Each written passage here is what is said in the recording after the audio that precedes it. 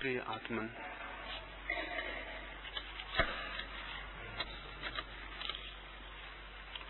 रात्रि को साधना की प्रारंभिक भूमिका कैसे बने, उस संबंध में थोड़ी सी बातें आपसे कही। साधना की जो दृष्टि मेरे मन में है,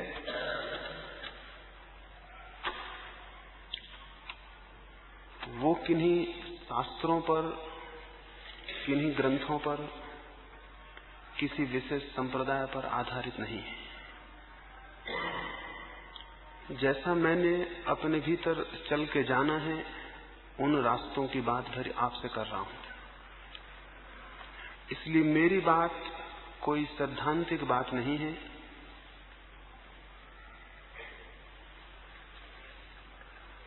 उस पर जब मैं आपसे कह रहा हूं कि आप चलें और देखें, तो मुझे रत्ती भर भी ऐसा ख्याल नहीं है कि आप चलेंगे तो जो पाने की आपकी कल्पना है उसे आप नहीं पा सकेंगे।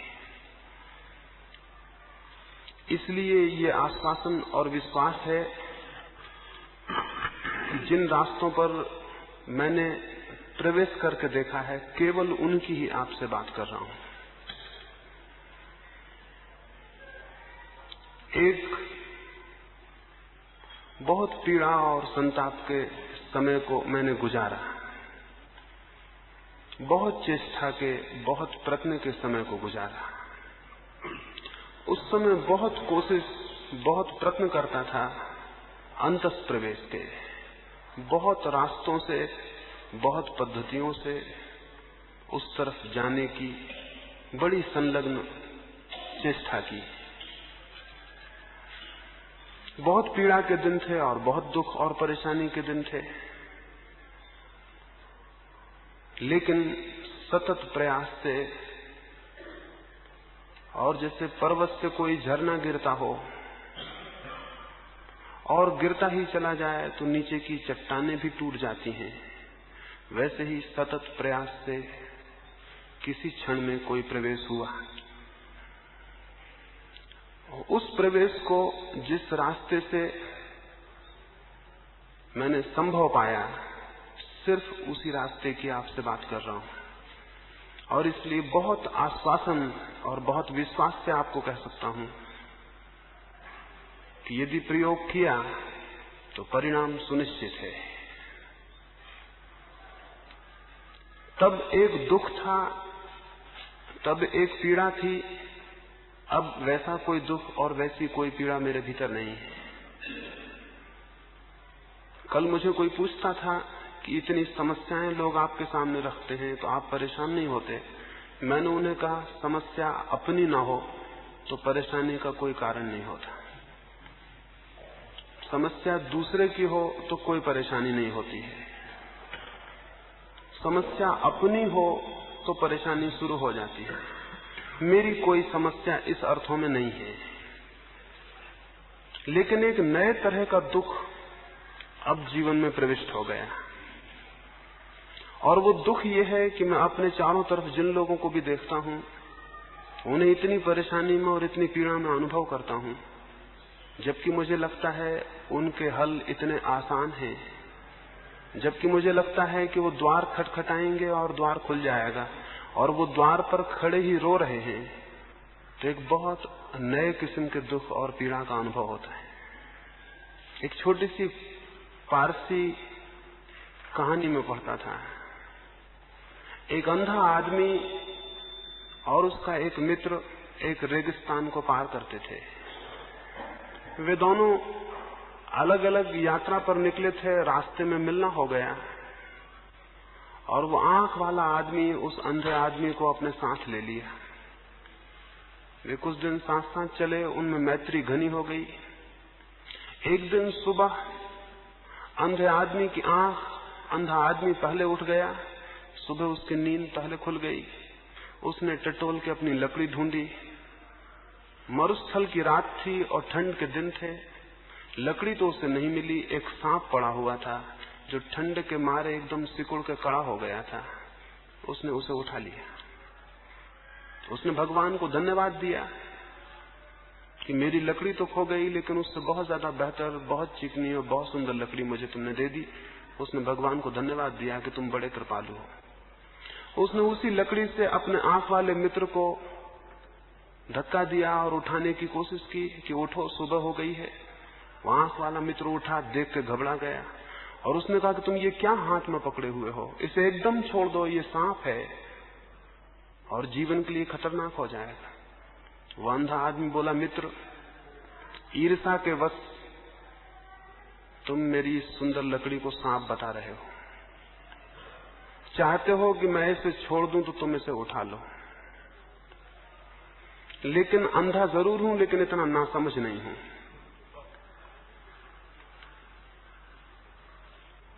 उस आंख वाले आदमी ने कहा, पागल हो गए हो, उसे एकदम छोड़ दो, वो सांप है और जीवन का खतरा है। अंधा आदमी हंसा और बोला, तुम इतने दिन मेरे साथ रहे, लेकिन ये न समझ पाए कि मैं भी समझदार हूं। मेरी लकड़ी खो गई है और परमात्मा ने एक बहुत सुंदर लकड़ी मुझे दे दी है, तो तुम उसे सांप बता रहे हो।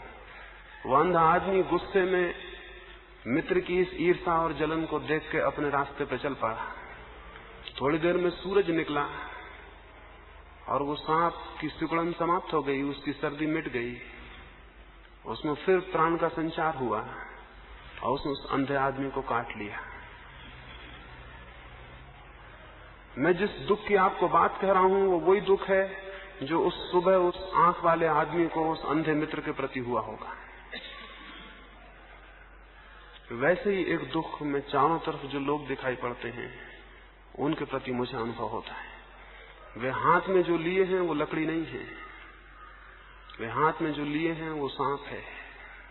लेकिन अगर मैं उनको कहूं कि ये सांप है तो शायद उनके मन में हो, न मालूम किस ईर्ष्या के वश, न मालूम किस कारण हमारी लकड़ियों को सांप बताया जा रहा है। ये मैं किसी और के लिए नहीं कह रहा हूं, ये मैं आपके लिए कह रहा हूं। ऐसा मत सोचना कि आपके पड़ोस में जो बैठे हैं उनके लिए कह रहा हूं, बिल्कुल आपके लिए कह रहा हूं।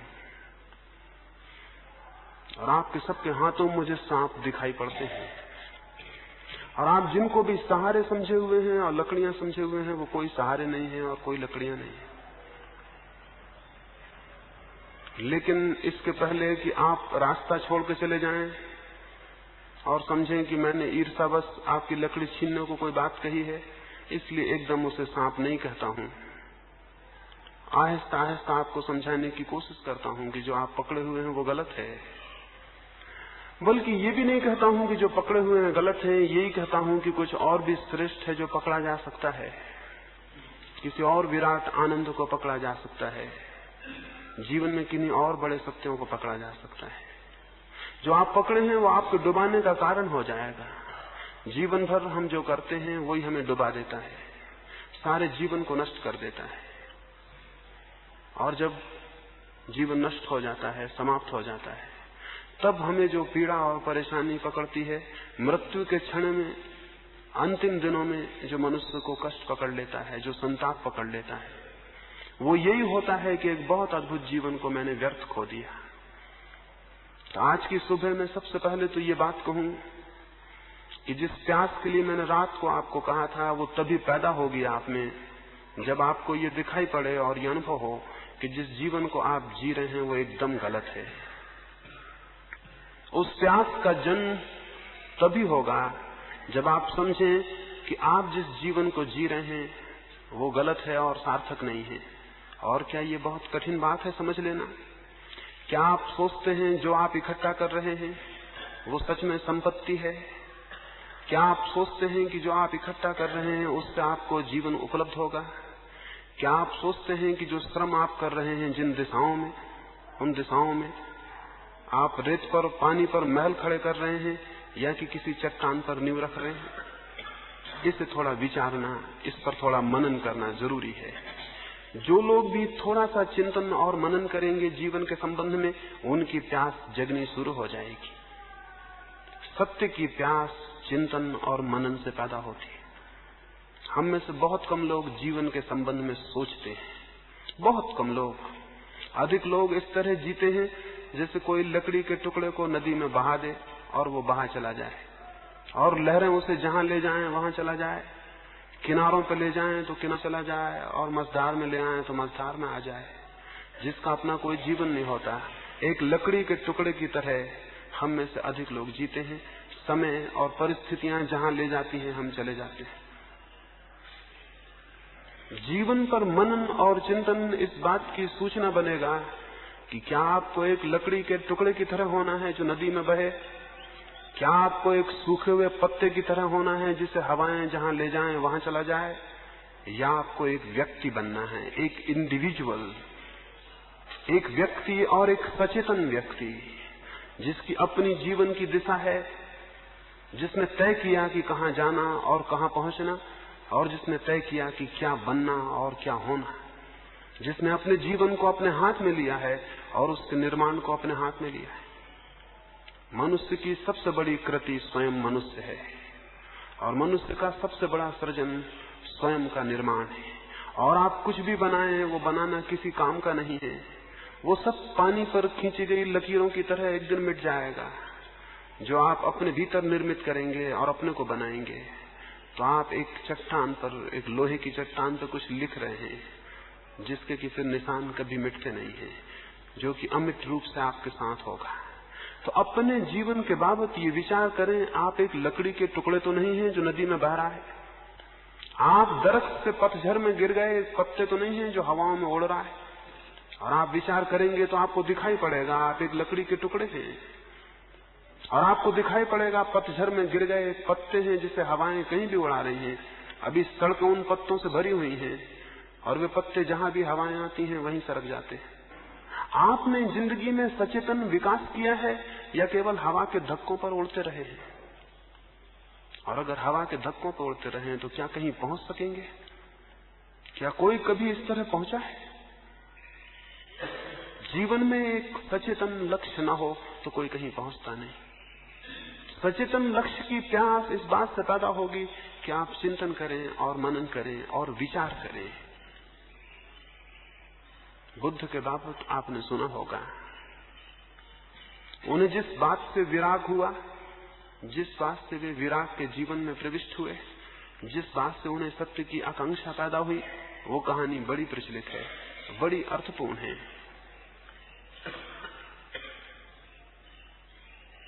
उनके माँ बाप ने बचपन में ही उनको कहा गया कि ये व्यक्ति या तो बहुत बड़ा सम्राट होगा, चक्रवर्ती होगा, या बहुत बड़ा सन्यासी होगा।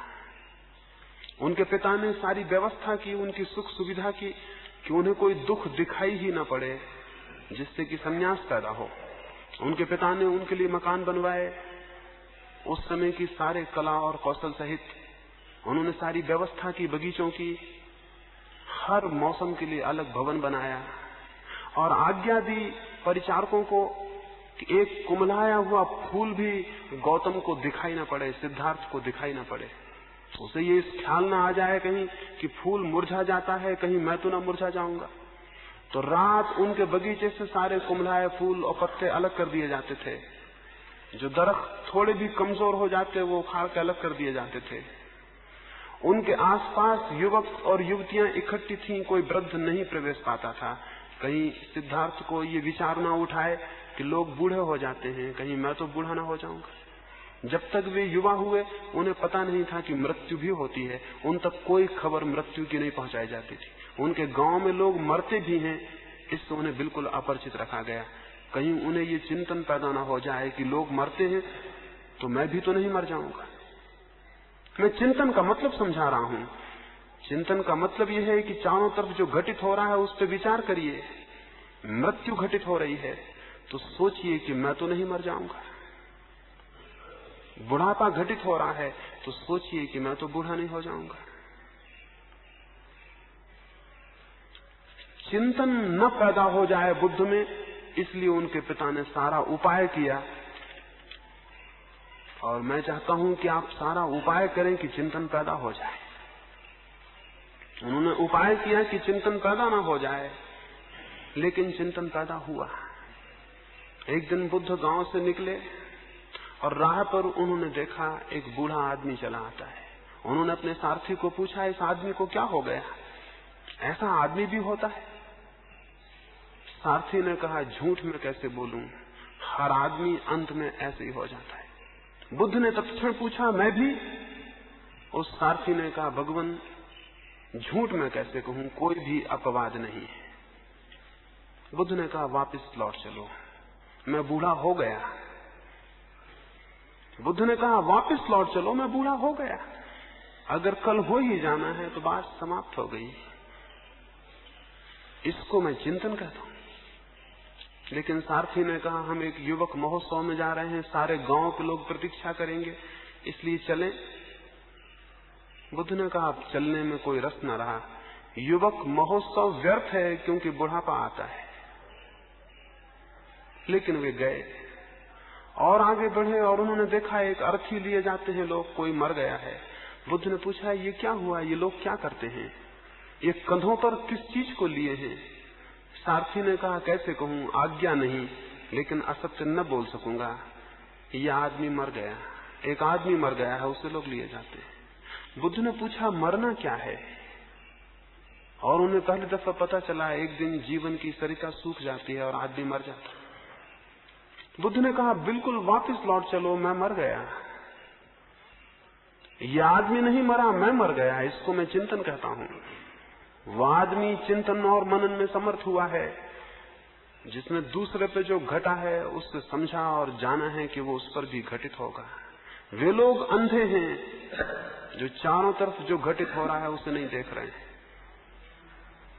और इस अर्थ में हम सब अंधे, और इसलिए मैंने वो कहानी कही अंधे आदमी की जो सांप को हाथ में लिए चलता है। इसलिए आपको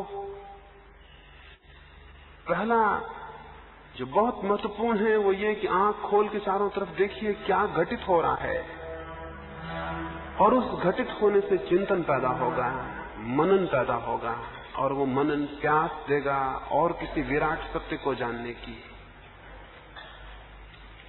ये इस पीड़ा को बहुत मैंने अनुभव किया।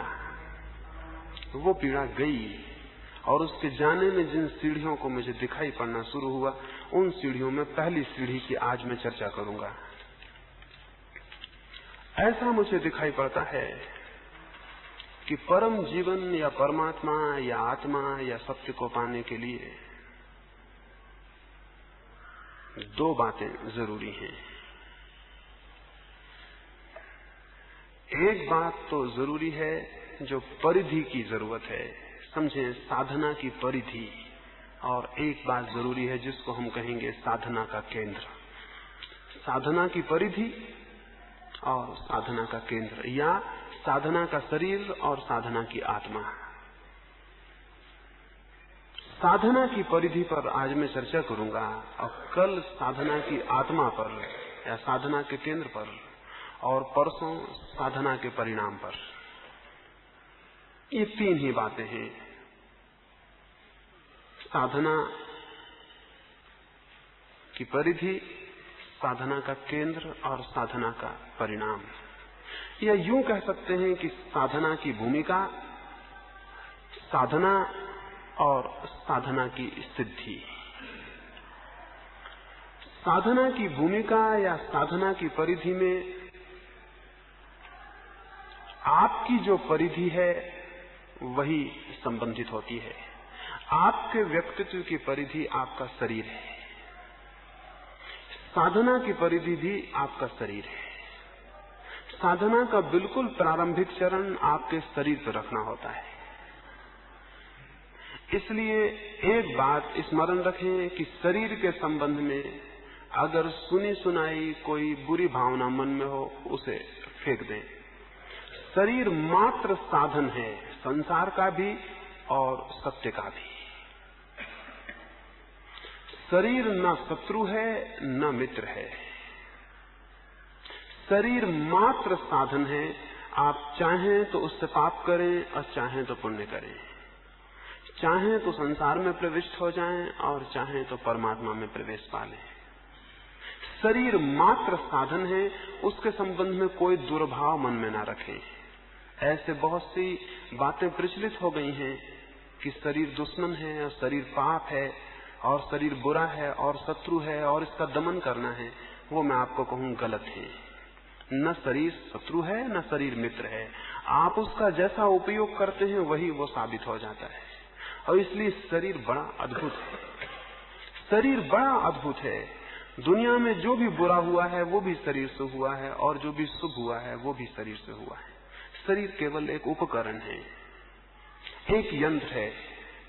साधना भी जरूरी है कि शरीर से शुरू हो, क्योंकि बिना इस यंत्र को व्यवस्थित किए आगे कोई भी नहीं बढ़ सकता। शरीर को बिना व्यवस्थित किए कोई आगे नहीं बढ़ सकता। तो पहला चरण है शरीर शुद्धि। शरीर जितना शुद्ध होगा उतना अंतस में प्रवेश में सहयोगी हो जाएगा।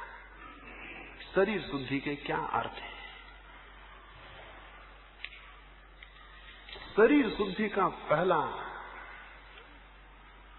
तो अर्थ है शरीर के भीतर, शरीर के संस्थान में, शरीर के यंत्र में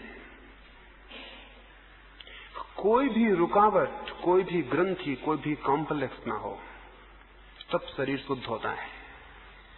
समझे, शरीर में कैसे कॉम्प्लेक्स और ग्रंथियां पैदा होती हैं। अगर शरीर बिल्कुल निर्ग्रंथ हो, उसमें कोई ग्रंथि ना हो,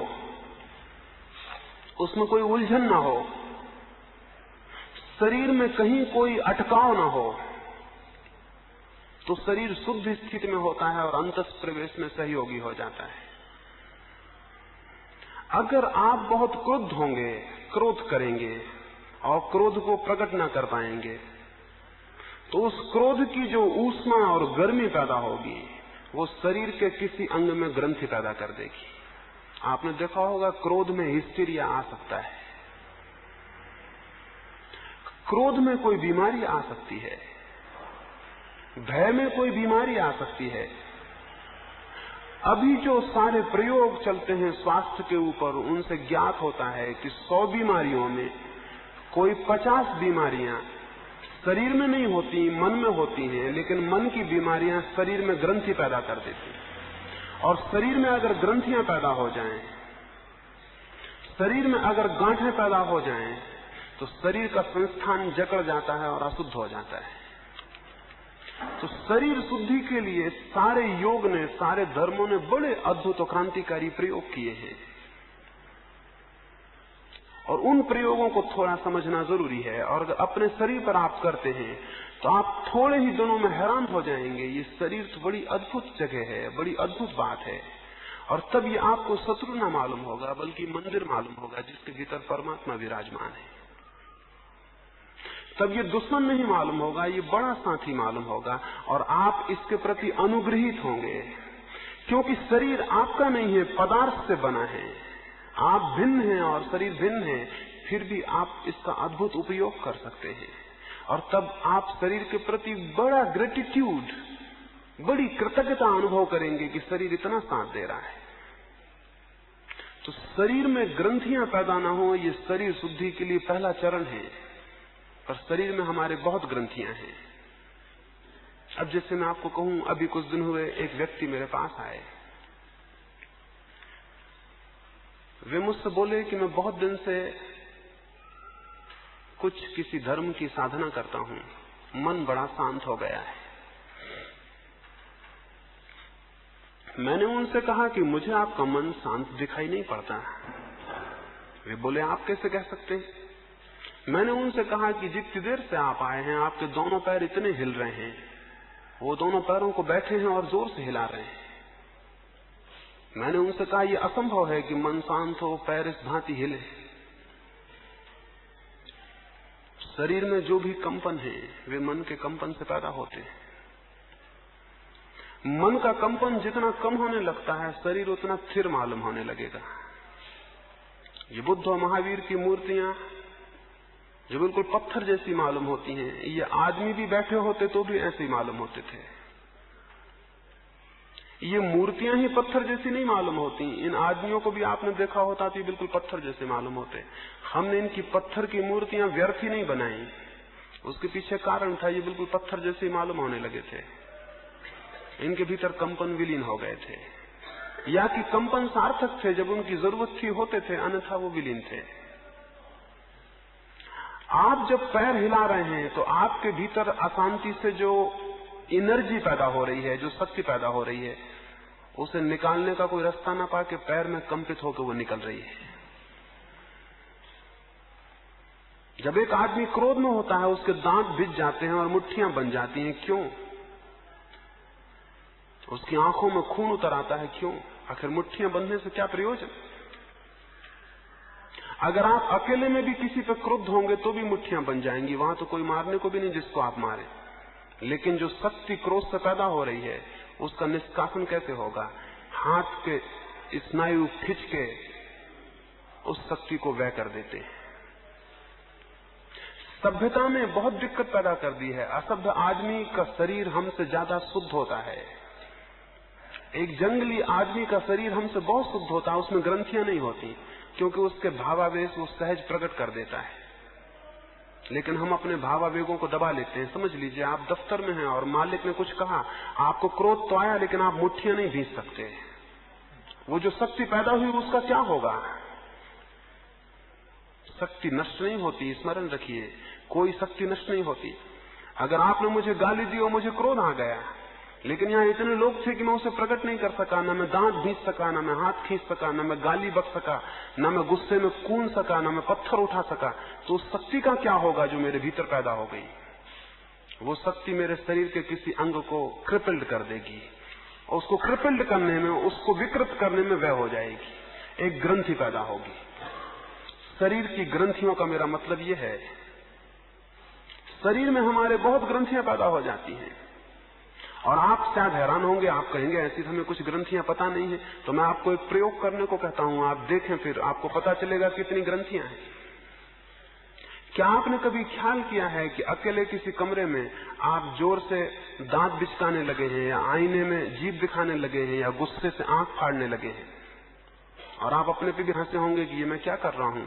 हो सकता है स्नान गृह में आप नहा रहे हैं और आप अचानक कूदे हैं, आप हैरान होंगे कि मैं क्यों कूदा हूं, या मैंने आईने में देख के दांत क्यों बिचकाए हैं, या मेरा जोर से गुनगुनाने का मन क्यों हुआ है।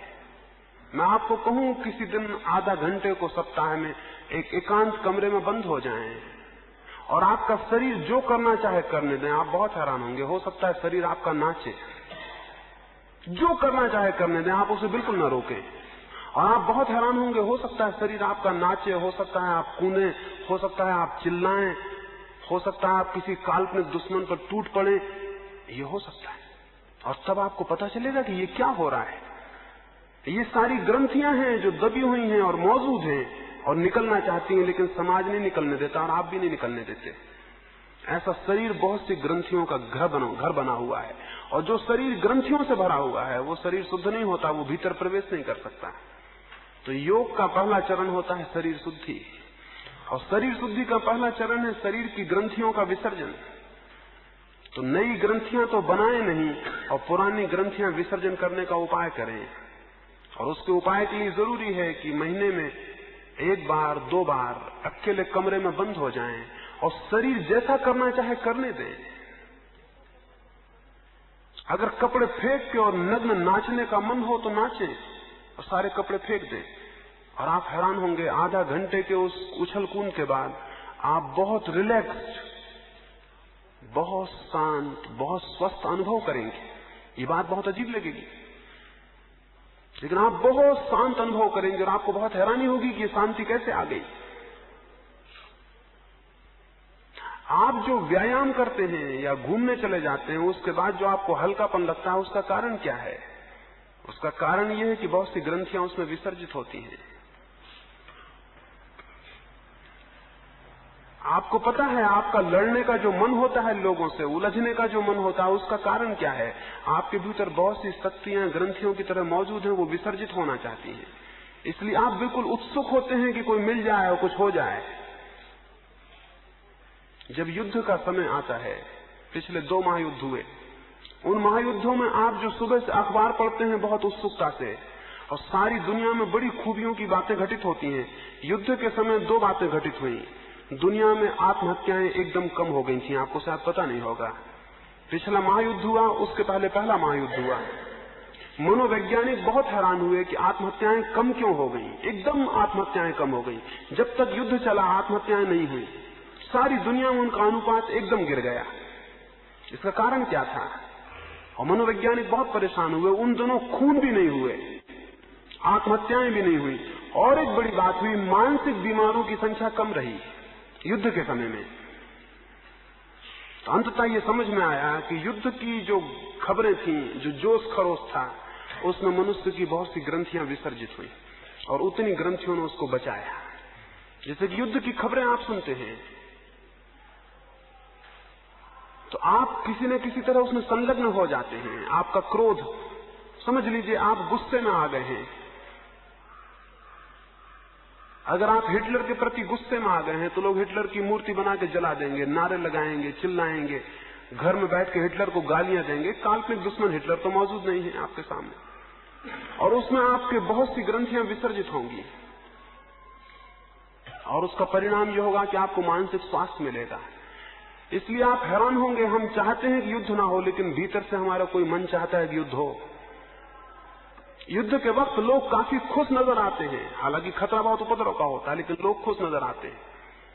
अभी हिंदुस्तान पे चीन का हमला हुआ, आप में एकदम से जो शक्ति का संचार हुआ था, आप समझते हैं उसका कारण क्या था?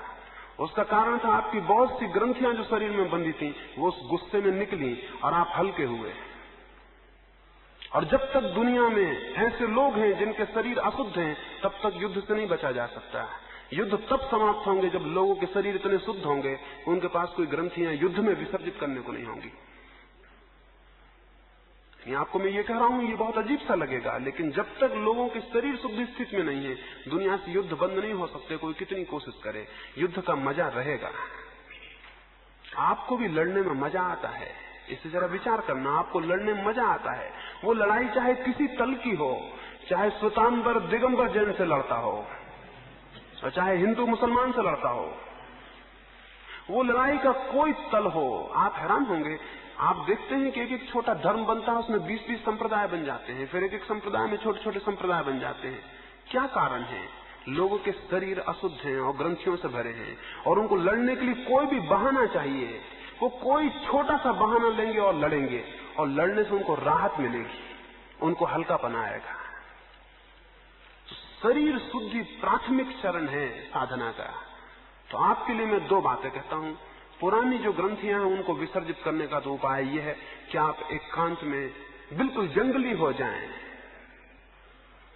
छोड़ दें सारा ख्याल, कमरा बंद कर लें, और एक एक सारी परतें जो आपने जबरदस्ती अपने ऊपर लाद रखी है वो सब छोड़ दें, और फिर होने दें। शरीर क्या करता है उसे देखें आप। वो नाचता है, कूदता है, गिर के पड़ा रह जाता है, घूंसे तानता है, किसी काल्पनिक दुश्मन को मारता है, छुरी मारता है, गोली चलाता है, क्या करता है उसे देखें, और चुपचाप उसे करने दें। आप 1-2 महीने के प्रयोग में बहुत हैरान हो जाएंगे।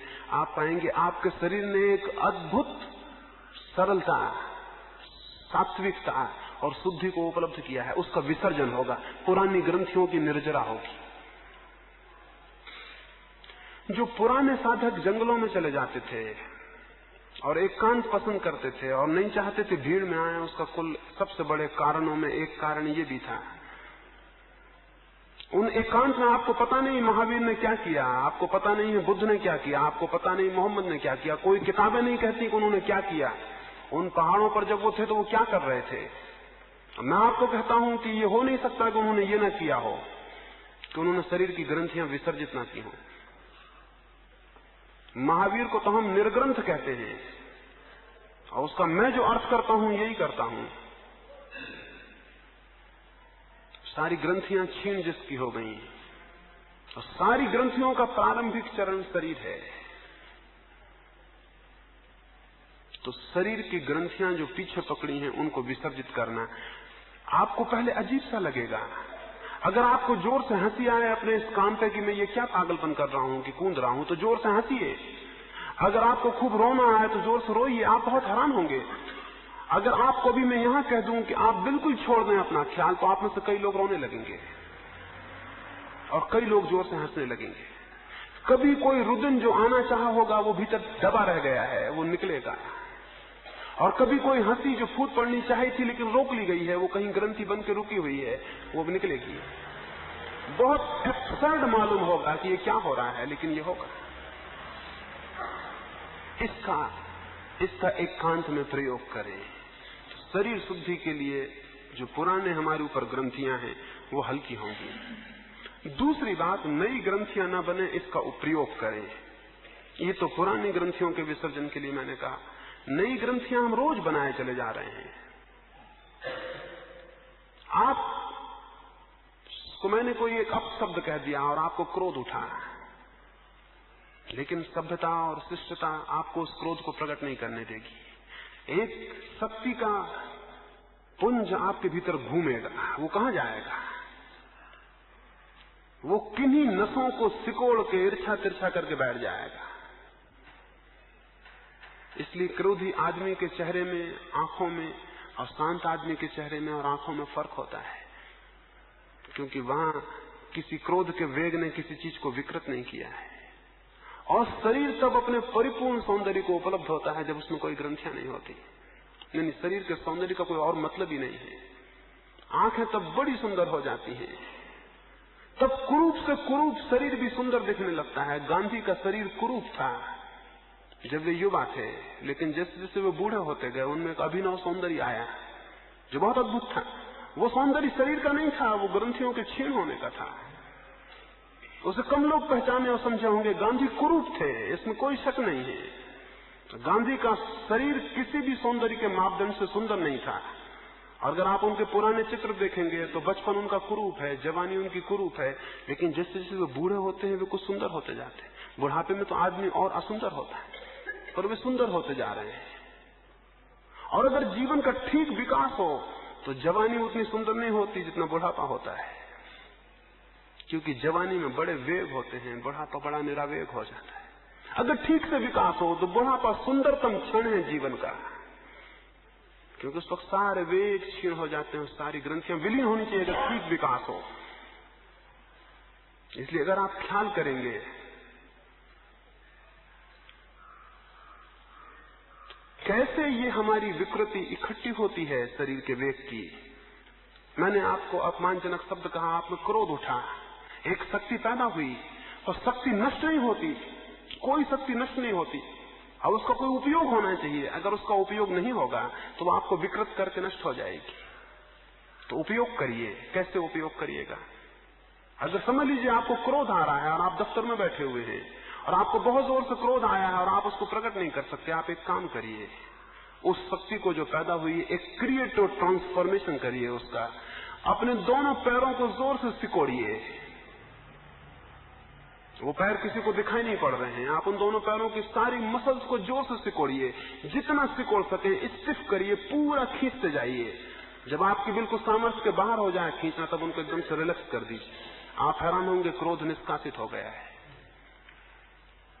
और आपकी पैर की मसल सुंदर हो जाएंगी, व्यायाम भी हो गया। वो जो क्रोध का वेग उठा था उसने कुछ विकृत नहीं किया, बल्कि आपके पैर को सुंदर करके चला गया। तो आपके शरीर के जो अंग कमजोर हों उनको क्रोध के माध्यम से सुंदर कर लीजिए, स्वस्थ कर लीजिए, क्योंकि वो जो एनर्जी पैदा हुई है उसका क्रिएटिव, उसका सृजनात्मक उपयोग हो जाएगा। अगर आपके हाथ कमजोर हैं, आप दोनों हाथों को जोर से भींचिए, वो सारी शक्ति जो क्रोध की पैदा हुई है उन हाथों में लगेगी। अगर आपका पेट कमजोर है तो सारी पेट की आंतों को अंदर सिकोड़िए और उस क्रोध की शक्ति को भाव में कल्पित करिए कि वो जाके पेट की सारी नसों को सिकोड़ने में व्यय हो रही है। और आप हैरान होंगे, आप एक 2 मिनट बाद पाएंगे कि क्रोध विलीन है और शक्ति उपयुक्त हो गई है, शक्ति का प्रयोग हो गया। शक्ति हमेशा तटस्थ है, यानी क्रोध की जो शक्ति पैदा हो रही है वो बुरी नहीं है, उसका क्रोध की तरह उपयोग बुरा है। उसका दूसरा उपयोग करिए, और जो उसका दूसरा उपयोग नहीं करेगा वो शक्ति तो काम करेगी। वो शक्ति तो बिना काम के नहीं जाने वाली है, वो शक्ति तो काम करेगी ही। अगर हम उसका उपयोग सीख लेंगे तो वो हमारे जीवन को क्रांति दे देगी।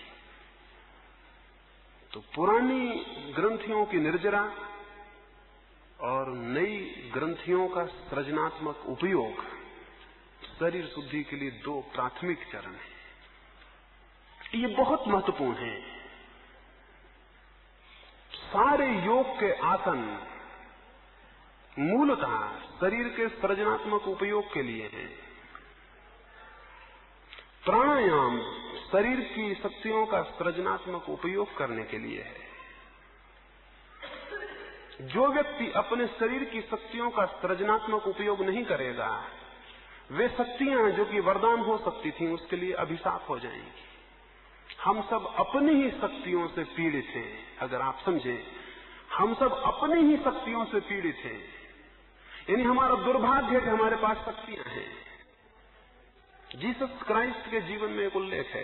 वो एक गांव से निकले, उन्होंने एक आदमी को एक छत पर जोर से गालियां बकते, अश्लील बातें बकते हुए देखा।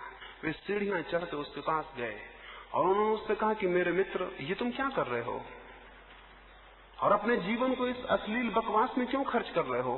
प्रतीत होता है तुमने शराब पी ली है। उस आदमी ने आंख खोली, उसने ईसा को पहचाना। उसने उठ के ईसा के हाथ जोड़े और उसने कहा कि मेरे प्रभु, मैं तो बिल्कुल बीमार था, मैं तो बिल्कुल मरणासन्न था। तुमने अपने आशीर्वाद से मुझे ठीक कर दिया था, क्या तुम भूल गए? और अब मैं परिपूर्ण स्वस्थ हूं, लेकिन इस स्वास्थ्य का क्या करूं? तो शराब पी लेते हैं।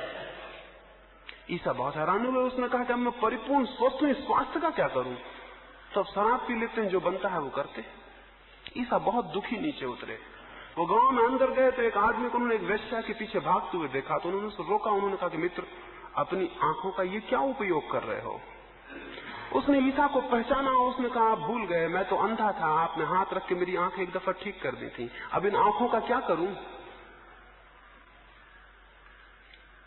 ईसा बहुत दुखी मन उस गांव से वापस लौटते थे। एक आदमी गांव के बाहर छाती पीट कर रो रहा था। ईसा ने उसके सिर पर हाथ रखा और कहा कि क्यों रो रहे हो?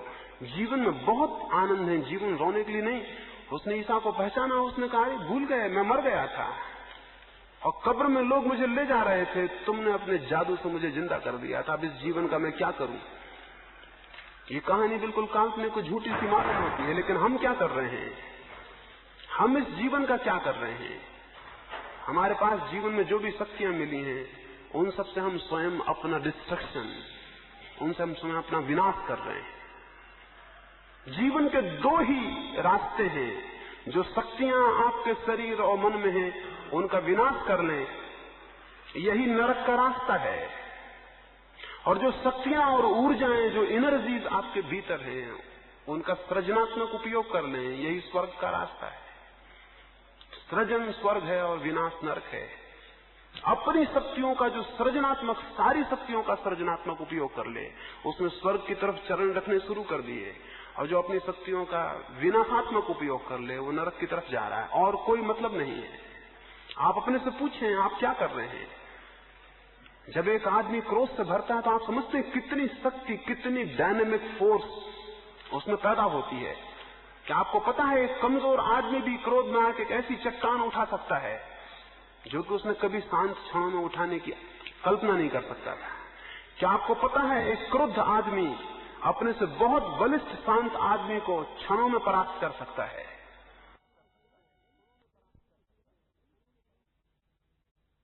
एक दफा जापान में ऐसा हुआ। वहां एक वर्ग होता है समुराई, वहां के क्षत्रिय हैं। वो, उनका धंधा तलवार है और जीवन मरना वही उनका शौक है। एक समुराई बहुत बड़ा सैनिक था, बहुत बड़ा सेनापति था। उसकी पत्नी से उसके घर में जो नौकर था उसका प्रेम हो गया। वहां ये रिवाज था कि अगर किसी की पत्नी से किसी का प्रेम हो जाए तो वो उसके लिए एक द्वंद्व युद्ध के लिए ललकारे। तो दो में से एक मर जाएंगे, जो शेष रहेगा वो पत्नी से उससे विवाह हो जाएगा या वो पत्नी उसकी होगी। उसके नौकर का समुराई एक बहुत बड़े सेनापति की पत्नी से प्रेम हो गया। उस सेनापति ने कहा पागल, अब द्वंद्व युद्ध के सिवा कोई रास्ता नहीं है।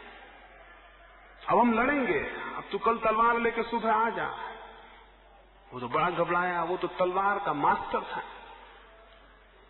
वो तो अद्भुत कुशल आदमी था जो मालिक था। ये बेचारा नौकर घर में झाड़ू बुहारी लगाता था, ये क्या तलवार ले, इसने कभी तलवार छुई नहीं थी। इसने उससे कहा कि मैं कैसे तलवार उठाऊंगा, लेकिन उसने कहा इसके सिवाय कोई रास्ता नहीं है, रास्ता यही है कि तुम कल तलवार लेके आ जाओ।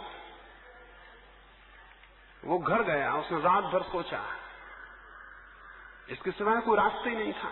उसने सुबह तलवार उठाई, उसने कभी इससे पहले जिंदगी में तलवार नहीं उठाई थी। उसने सुबह तलवार उठाई, वो तलवार लेके पहुंचा। लोग देख के दंग रह गए, वो तो जैसे आग का अंगारा था जब वो तलवार लेके वहां पहुंचा। वो सेनापति थोड़ा घबराया और उसने पूछा कि तुम तलवार उठाना भी जानते हो? वो बिल्कुल गलत ही पकड़े हुए था। उसने कहा कोई सवाल नहीं, अब मरना ही है, और मरना ही है तो मारने की कोशिश करेंगे। तो मरना तय है, अब एक मारने की कोशिश करेंगे। और वो बड़ा अजीब द्वंद्व युद्ध हुआ, उसमें सेनापति मारा गया और वो नौकर जीता। उसमें इस वजह से कि मरना ही है और कोई रास्ता नहीं है, अद्भुत ऊर्जा और शक्ति पैदा हुई। वो तलवार चलाना बिल्कुल नहीं जानता था, उसने बिल्कुल ही गलत वार किए, बिल्कुल ही गलत, जो कि उसके ही विपरीत थे। लेकिन उसके वार देख के, उसके क्रोध को और उसकी स्थिति को देख के सेनापति पीछे हटने लगा। उसकी सारी कुशलता व्यर्थ हो गई, क्योंकि वो बिल्कुल शांत लड़ रहा था, उससे कोई खास बात नहीं थी। उसके लिए लड़ाई बिल्कुल साधारण सी बात थी। वो पीछे हटने लगा और उस ऊर्जा में उसकी मृत्यु हुई, उसे मरना पड़ा। और वो आदमी जीता जो कि बिल्कुल ही नासमझ था, जो उस कला को भी नहीं जानता था। क्रोध में या ऐसे किसी भी वेग में आपके भीतर बहुत शक्ति उत्पन्न होती है। आपके सारे कण, आपके शरीर में जितने लिविंग सेल्स हैं, जितने जीवित कोष्ठ हैं, वो सब के सब अपनी शक्ति का दान करते हैं। और आपके शरीर में बहुत से संरक्षित कोष हैं शक्ति के, वे हमेशा सुरक्षा के लिए सेफ्टी मेजर्स हैं। वे सामान्यतः काम में नहीं आते। अगर आपको हम कहें दौड़िए प्रतियोगिता में, आप कितने ही तेज दौड़िए, आप उतने तेज कभी नहीं दौड़ सकते जितना एक आदमी आपके पीछे बंदूक लेके लगा हो, तब आप दौड़ेंगे। तो सवाल यह है कि आप अपनी चेष्टा से बहुत दौड़े प्रतियोगिता में, लेकिन आप उतने कभी नहीं दौड़ सकते जब एक आदमी बंदूक लेके लगा। उस वक्त जो सेफ्टी मेजर्स हैं आपके भीतर, आपके शरीर में जो ग्रंथियां शक्ति को रखे हुए हैं जरूरत के लिए, वे अपनी शक्ति को खून में छोड़ देती हैं। उस वक्त आपका शरीर बड़ी शक्ति से आप्लावित हो जाता है। अगर उस शक्ति का उपयोग सृजनात्मक ना हो तो वो शक्ति आपको ही खंडित करेगी और आपको ही तोड़ देगी। इस दुनिया में असक्त लोग पाप नहीं करते, शक्तिशाली लोग पाप करते हैं और मजबूरी में उनकी शक्ति उन्हें पाप करवाती है। इस दुनिया में असक्त लोग बुरे काम नहीं करते, इस दुनिया में शक्तिशाली लोग बुरे काम करने को मजबूर हो जाते हैं, क्योंकि शक्ति का सृजनात्मक उपयोग उन्हें पता नहीं है। इसलिए जितने अपराधी हैं, जितने पापी हैं, उन्हें आप शक्ति का स्रोत समझिए, और अगर उन्हें संपर्क मिल जाए तो उनकी सारी शक्तियां अद्भुत रूप से परिवर्तित हो जाती हैं। इसलिए आपको पता होगा, धार्मिक इतिहास में ऐसे सैकड़ों उदाहरण हैं जबकि पापी क्षण भर में पुण्यात्मा हो गए हैं। उसका कुल कारण इतना है कि शक्तियां बहुत थी, केवल ट्रांसफॉर्मेशन की बात थी, एक जादू का संपर्क चाहिए था, सब बदल जाएगा। अंगुलीमाल ने इतनी हत्याएं की तो उसने 1000 लोगों की हत्या करने का व्रत लिया था। उसने 999 लोगों की हत्या करके माला पहन ली थी। उसे आखिरी आदमी चाहिए था। जिस जगह खबर हो जाती थी कि अंगुलीमाल है, वहां रास्ते निर्जन हो जाते थे, क्योंकि वहां कौन चलता, वो तो देखते नहीं था, विचार ही नहीं करता था, जो आया उसकी हत्या करता था। खुद बादशाह प्रसेनजीत जो था बिहार का, वो डरता था, उसकी छाती कब जाती थी अंगुलीमाल का नाम सुन के। उसने बड़े सैनिक वहां भेजे, लेकिन अंगुलीमाल पर कोई कब्जा नहीं हुआ। बुद्ध उस पहाड़ से निकलते थे, लोगों ने, गांव के लोगों ने कहा इधर मत जाइए, एक आप निहत्थे भिक्षु हैं, अंगुलीमाल हत्या कर देगा। बुद्ध ने कहा हम तो जो रास्ता चुनते हैं उस पे चलते हैं और किसी की वजह से उसको नहीं बदलते, और अगर अंगुलीमाल यहाँ है तो हमारी और भी जरूरत हो गई कि हम वहां जाएं। अब देखना यह है कि अंगुलीमाल हमें मारता है या हम अंगुलीमाल को मारते हैं। तो लोगों ने कहा बड़ी पागलपन की बात है, आपके पास कुछ भी नहीं है, आप अंगुलीमाल को मारिएगा। निहत्थे कमजोर बुद्ध, अंगुलीमाल बड़ा बिल्कुल दैत्य जैसा आदमी। बुद्ध ने कहा देखना यह है कि अंगुलीमाल बुद्ध को मारता है या बुद्ध अंगुलीमाल को मारता है। और हम तो जो रास्ता चुनते हैं उस पर चलते हैं, और ये और भी सौभाग्य कि अंगुलीमाल से मिलना हो जाए। अनायास ये मौका आ गया, बुद्ध वहां गए। अंगुलीमाल ने अपनी टेकरी पर से देखा कि निहत्था भिक्षु शांत रास्ते पे चला आ रहा है। उसने वहीं से चिल्ला के कहा कि देखो यहां मत आओ, सिर्फ इसलिए कह रहा हूं कि तुम सन्यासी हो, वापस लौट जाओ। इतनी दया आ गई तुम्हारी चाल देख के, धीमे चले आ रहे हो, तुम लौट जाओ, आगे मत बढ़ो, क्योंकि हम किसी पे दया करने के आदी नहीं है, हत्या कर देंगे। बुद्ध ने कहा हम भी किसी की दया करने के आदी नहीं है। बुद्ध ने कहा हम भी किसी की दया करने के आदी नहीं, और जहां चुनौती हो वहां तो सन्यासी पीछे कैसे लौटेगा। तो हम तो आते हैं, तुम भी आओ। अंगुलीमाल बहुत हैरान हुआ, ये आदमी पागल है। उसने अपना फरसा उठाया, वो नीचे उतरा। जब वो बुद्ध के पास पहुंचा तो बुद्ध से उसने कहा कि अपने हाथ से अपनी मृत्यु मोल ले रहे हो। बुद्ध ने कहा इसके पहले कि तुम मुझे मारो एक छोटा सा काम करो, जो सामने वृक्ष है इसके 4 पत्ते तोड़ दो। उसने अपने फरसे को मारा, एक डगाल तोड़ दी, और उसने कहा ये रहे 4 का 4000। बुद्ध ने कहा एक छोटा काम और करो, इसके पहले कि तुम मुझे मारोगे इनको वापस उसी दरख्त में जोड़ दो। वो आदमी बोला कि ये तो मुश्किल है। तो बुद्ध ने कहा तोड़ना तो बच्चा भी कर देता, जोड़ना तोड़ना तो बच्चा भी कर देता, जोड़ना जो कर सके उसमें पुरुष है, उसमें पुरुषार्थ है। तुम बहुत कमजोर आदमी हो, तुम सिर्फ तोड़ सकते हो। तुम ये ख्याल छोड़ दो कि तुम बड़े शक्तिशाली हो, एक पत्ता नहीं जोड़ सकते। उसने एक क्षण गौर से सोचा, उसने कहा तो जरूर है, क्या पत्ता जोड़ने का भी कोई रास्ता हो सकता है? बुद्ध ने कहा है, हम उसी रास्ते पे चल रहे हैं। उसने गौर से देखा और उसके स्वाभिमान को पहली दफा ये पता चला मारने में कोई मतलब नहीं है, मारना कमजोर भी कर सकता है। उसने कहा मैं तो कमजोर नहीं हूं, मैं अब क्या करूं? बुद्ध ने कहा मेरे पीछे आओ। वो उस दिन भिक्षा मांगने गांव में गया, भिक्षु हो गया, वो गांव में भिक्षा मांगने गया। लोगों ने, सब लोग डर के मारे अपने मकानों पे चढ़ गए, उसको पत्थर मारे। वो नीचे गिर पड़ा, लहू लुहान, उसको पत्थर पड़ रहे हैं। बुद्ध उस किनारे से आए और उससे कहा अंगुलीमाल, ब्राह्मण अंगुलीमाल उठो, आज तुमने पुरुषार्थ को सिद्ध कर दिया। जब उनके पत्थर तुम्हारे ऊपर पड़ रहे थे तो तुम्हारे हृदय में जरा भी क्रोध नहीं आया, और जब तुम्हारे शरीर से लहू गिरने लगा और तुम जमीन पर गिर गए तब भी तुम्हारे हृदय में उनके प्रति प्रेम ही भरा हुआ था। तुमने अपने पुरुष को सिद्ध कर दिया और तुम ब्राह्मण हो गए। प्रसेनजित को खबर लगी तो वो मिलने आया बुद्ध से कि अंगुलीमाल परिवर्तित हुआ है। वो आके बैठा, उसने कहा हम सुनते हैं अंगुलीमाल साधु हो गए हैं, क्या मैं उनके दर्शन कर सकता हूं? बुद्ध बोले जो बगल में भिक्षु मेरे बैठे हुए हैं वो अंगुलीमाल है। प्रसेनजित ने सुना, उसके हाथ पर कब गए, नाम तो पुराना था और डर वही था उस आदमी का। अंगुलीमाल ने कहा मत डरो।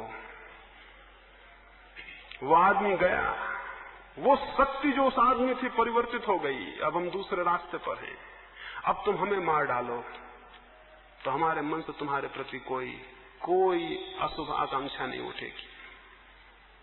जब बुद्ध से लोगों ने पूछा कि इतना बड़ा पापी कैसे परिवर्तित हुआ, तो बुद्ध ने कहा पाप और पुण्य का प्रश्न नहीं है, शक्ति के परिवर्तन का प्रश्न है। इस दुनिया में कोई बुरा नहीं है और इस दुनिया में कोई भला नहीं है, केवल शक्ति की दिशाएं हैं। हमारे भीतर बहुत शक्ति है इस शरीर में। इस शरीर की शक्तियों का सृजनात्मक उपयोग, तो एक तो मैंने कहा कि जब भावावेश उठे तो आप शरीर के किसी अंग से उस भावावेश का उपयोग कर लें, उस एक्सरसाइज में उपयोग कर लें। दूसरी बात, अपने जीवन में कुछ सृजनात्मक काम सीखें। हम सब गैर सृजनात्मक हैं। पुराने दिन थे, कल मैं बात करता था रात, पुराने दिन थे, गांव में एक आदमी जूता बनाता था और कोई उसके जूते को पहनता था तो वो गौरव से कहता था मेरा बनाया हुआ जूता है। एक सृजन का आनंद था। एक आदमी गाड़ी का चाक बनाता था तो मेरा बनाया हुआ है। आज दुनिया में सृजन का कोई आनंद नहीं रह गया, आपका बनाया हुआ कुछ भी नहीं है। आपका बनाया हुआ कुछ भी नहीं है। ये दुनिया जैसी है, उसमें आदमी का बनाया हुआ आप कुछ भी नहीं रह जाएगा। उसका परिणाम ये हुआ है कि जो सृजनात्मक आनंद था आपका, वो विलीन हो गया है। और अगर वो विलीन हो जाएगा तो शक्तियों का क्या होगा? वो विनाश की तरफ उत्सुक होंगी। स्वाभाविक शक्ति का कुछ ना कुछ होगा, या तो विनाश होगा या सृजन होगा। तो जीवन में कोई सृजनात्मक काम भी करें। सृजनात्मक मतलब जो सिर्फ आप अपने आनंद के लिए निर्मित कर रहे हैं। एक मूर्ति बनाएं तो कोई हर्ज नहीं, एक गीत लिखें, एक गीत गाएं, एक सितार को बजाएं तो कोई हर्ज नहीं।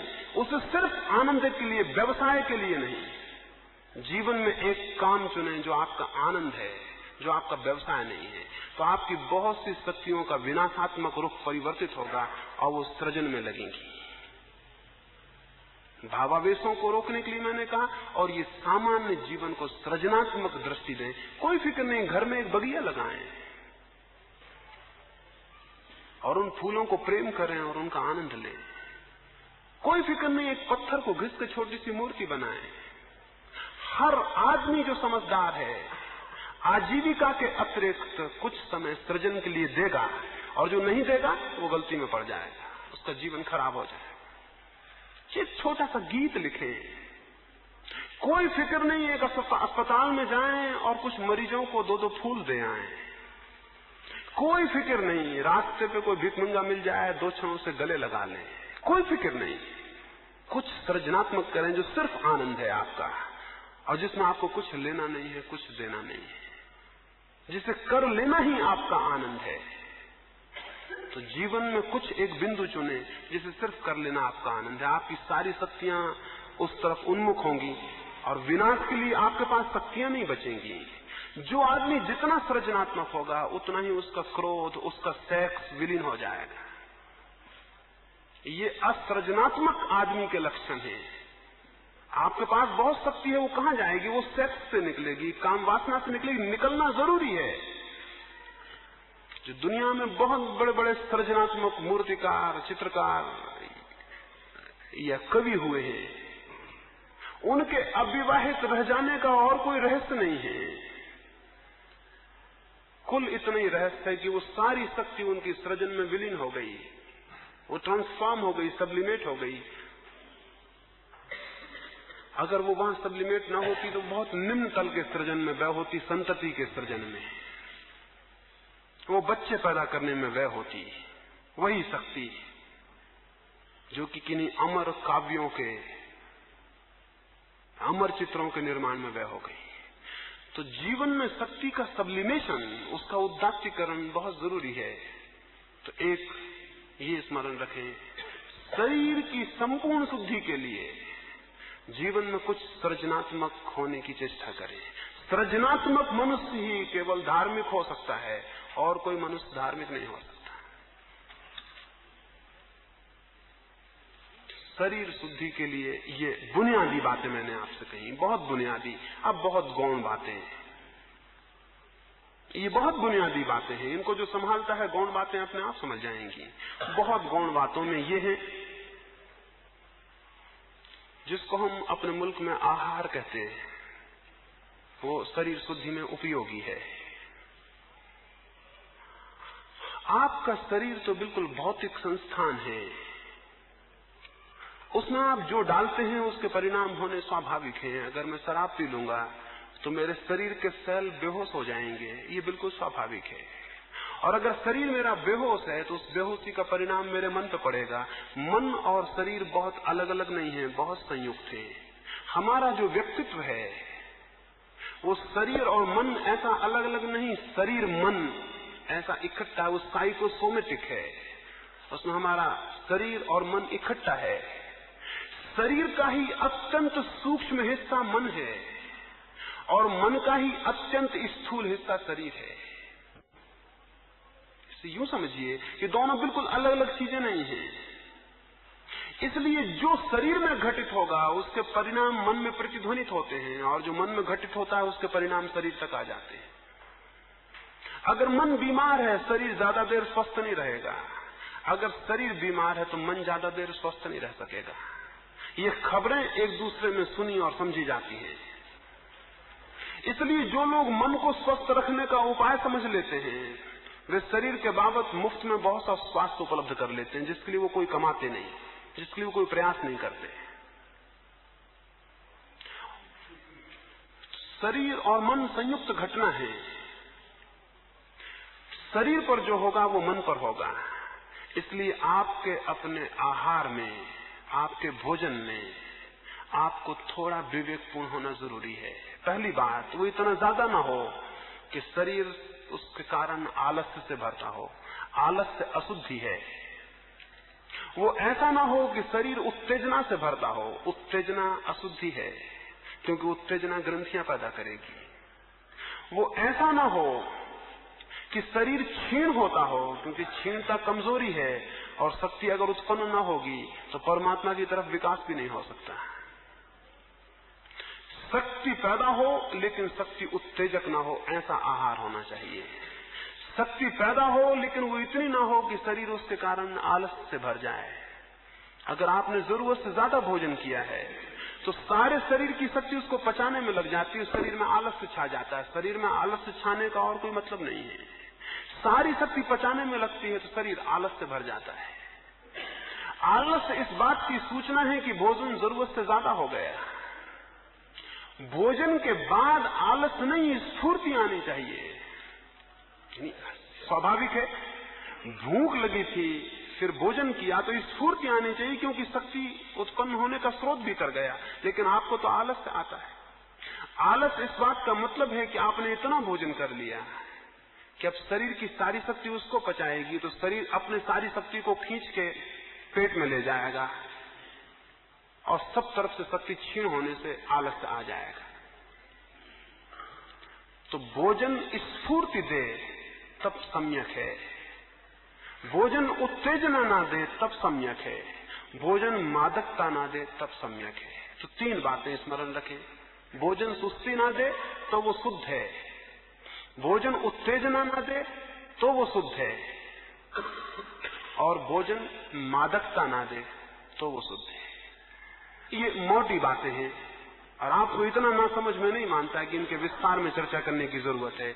इनको आप समझेंगे और अपने ढंग से इनको व्यवस्थित करेंगे। दूसरी बात, गौण बातों में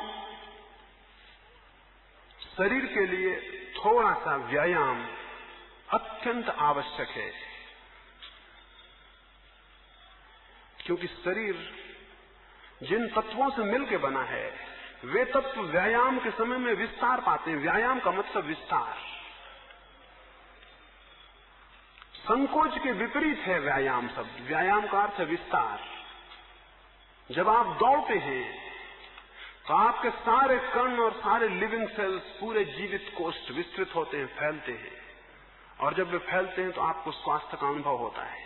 जब वे सिकुड़ते हैं तो बीमारी का अनुभव होता है। जब आपकी श्वास पूरी की पूरे प्राण के फेफड़ों को खोलती है और सारे कार्बन डाइऑक्साइड को बाहर फेंकती है तो आपकी खून की गति बढ़ती है, और खून की गति बढ़ती तो शरीर की सारी अशुद्धियां दूर होती हैं। इसलिए योग ने शरीर सोच को, शरीर की परिपूर्ण शुद्धि को बहुत अनिवार्य नियमों के अंतर्गत रखा। तो थोड़ा व्यायाम। अति विश्राम नुकसान करता है, अति व्यायाम भी नुकसान करता है। इसलिए अति व्यायाम को नहीं कह रहा हूं। अति व्यायाम नहीं, थोड़ा सम्यक व्यायाम कि जिससे आपको स्वास्थ्य का बोध हो। और अति विश्राम नहीं, थोड़ा विश्राम भी। जितना व्यायाम उतना विश्राम। इस सदी में व्यायाम भी नहीं है और विश्राम भी नहीं है। हम बहुत अजीब हालत में हैं। आप व्यायाम तो करते नहीं, आप विश्राम भी नहीं करते। जिसको आप विश्राम कहते हैं वो विश्राम नहीं है। आप पड़े हैं, करवटें बदल रहे हैं, वो विश्राम नहीं है। एक गहरी प्रगाढ़ निद्रा जिसमें कि सारा शरीर सो जाए और उसके सारे काम का जो भी बोझ और भार उस पर पड़ा है वो सब विलीन हो जाए। क्या आपने कभी ख्याल किया, अगर आप सुबह बहुत अस्वस्थ उठे हैं और तबीयत ताजी नहीं है तो आपका व्यवहार स्वस्थ नहीं होता। अगर आपको नींद अच्छी नहीं हुई और सुबह एक भिखारी आपसे भीख मांगने आया है, बहुत असंभव है कि आप उसे भीख दे सके। और अगर आप रात बहुत गहरी नींद सोए हैं और किसी ने हाथ बढ़ाए तो बहुत असंभव है कि आप अपने हाथ को देने से रोक सके। इसलिए भिखारी सुबह आपके घर मांगने आते हैं, शाम को नहीं आते, क्योंकि सुबह संभावना मिलने की है, शाम को कोई संभावना नहीं। ये बहुत मनोवैज्ञानिक है। भिखारी यूं नहीं सुबह आपके घर आ रहा है, शाम को नहीं आना है, शाम को कोई मतलब नहीं। शाम को आप इतने थके और शरीर इतना गलत हालत में होगा कि आप शायद ही किसी को कुछ दे सके, इसलिए वो सुबह आता है। अभी सूरज उग रहा है, आप नहाए होंगे, किसी ने घर में प्रार्थना की होगी, वो बाहर आके बैठा है, अभी इनकार करना बहुत मुश्किल होगा।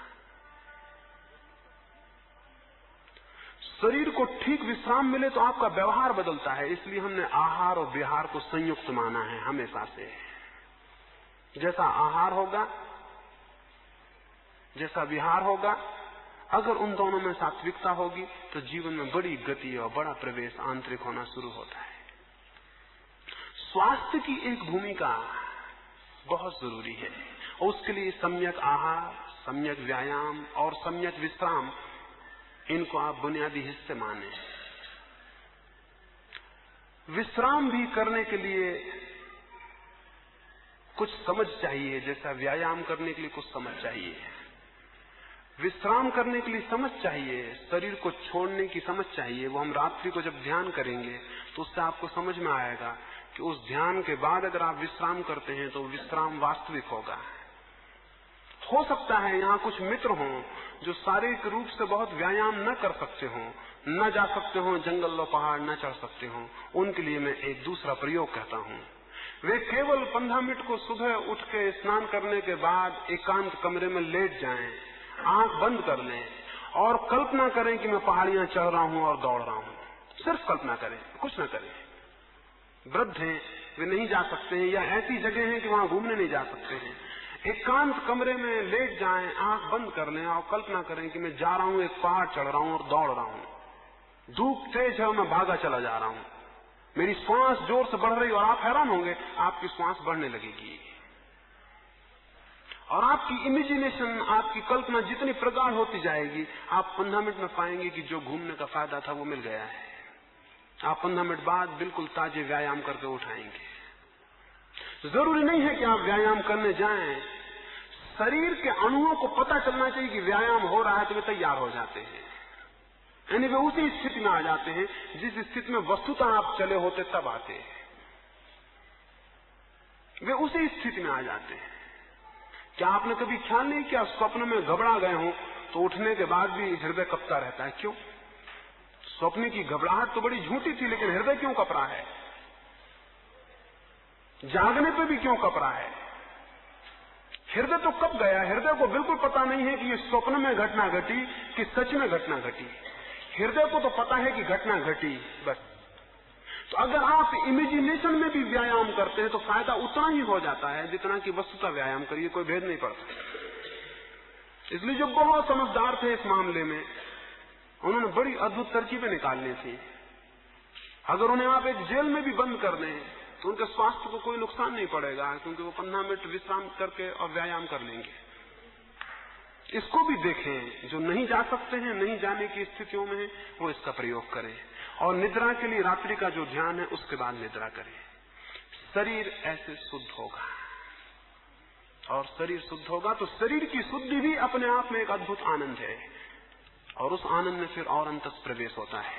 ये पहला चरण हुआ। दूसरे 2 चरण हैं भूमिका के, विचार शुद्धि और भाव शुद्धि, उनकी मैं बात करूंगा। 3 चरण होंगे परिधि के, शरीर शुद्धि, विचार शुद्धि, भाव शुद्धि, और 3 चरण होंगे केंद्र के, शरीर शून्यता, विचार शून्यता और भाव शून्यता। ये 6 चरण जब पूरे होते हैं तो समाधि घटित होती है। तो उनकी हम क्रमशः इन 3 दिनों में बात करेंगे।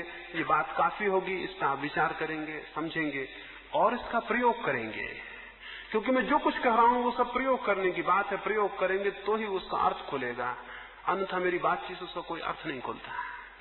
अब हम सुबह का ध्यान करेंगे और फिर विदा होंगे। सुबह के ध्यान के लिए थोड़ी सी बात आपको कह दूं।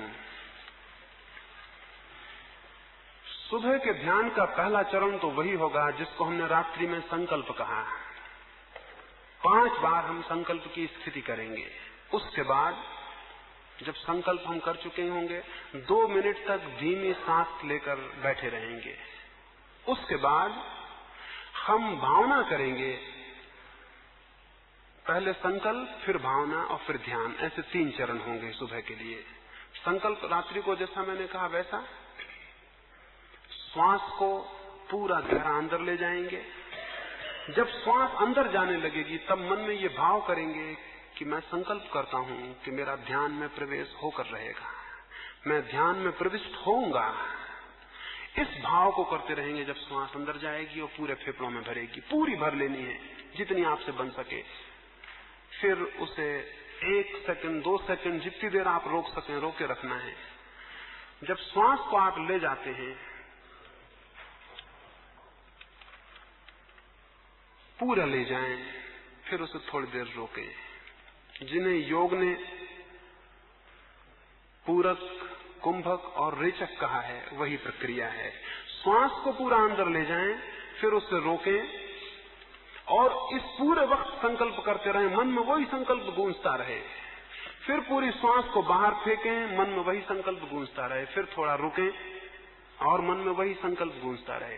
इस भांति आपके पूरे अंतश्चेतन मन तक, अंतःकरण तक ये संकल्प प्रविष्ट हो जाएगा।